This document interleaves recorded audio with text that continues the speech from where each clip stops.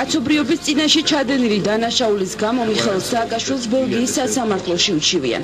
სარჩელი, რომელიც მაისის ბოლოსთვის მზად იქნება, მედიაკავშირ ობიექტივს ეკუთვნის.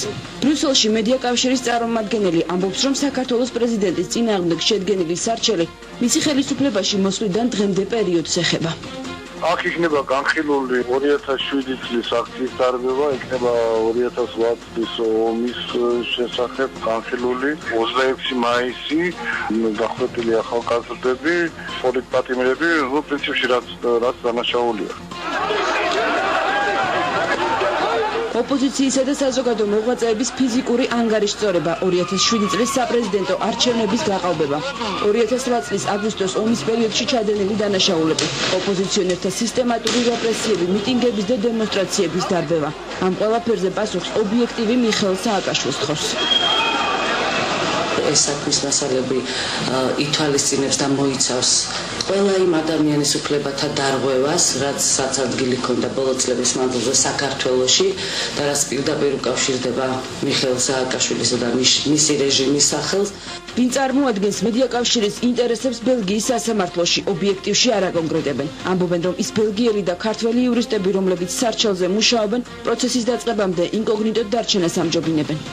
ამ საქმის უსაფრთხოებიდან გამომდინარე, ჩვენმა უცხოელმა ადვოკატებმა გთხოვეს, რომ ზედმეტი კომენტარებისაგან შევიკავოთ თავი, ამიტომ მე შევეცდები, რომ ლაკონური ვიყო ამ შემთხვევაში, იმიტომ რომ დავიცვათ თავად ეს საქმე და ასევე ამ საქმეში მონაწილე პირები.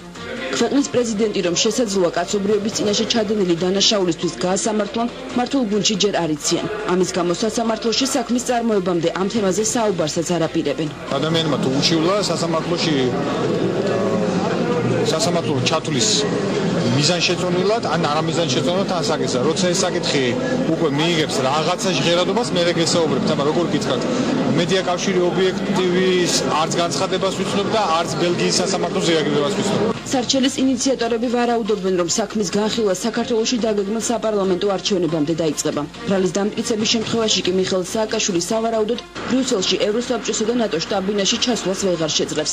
ბელგიის სასამართლოს 1993 წლიდან უფლება აქვს განიხილოს უცხო ქვეყნების მოქალაქეთა საქმე გენოციდის, სამხედრო დანაშაულებისა და კაცობრიობის წინაშე ჩადენილი დანაშაულების დროს. მსგავსი სარჩელის შედეგად 2001 წელს რუანდის 4 მოქალაქე ქვეყანაში მოწყობილი გენოციდის გამო ხანგრძლივი დროით ჩასვეს ციხეში. ბელგიის სასამართლომ ისრაელის ყოფილი პრემიერის არიელ შარონის საქმეც განიხილა, რომელსაც ბრალი 1982 წელს ქალაქებში საბრსა და შატილეში და ლივანში მოწყობილ ხოცვა-ჟლეტაში დასდეს. შედეგად არიელ შარონს ბრიუსელში ჩასვლისგან თავის შეკავება მოუხდა.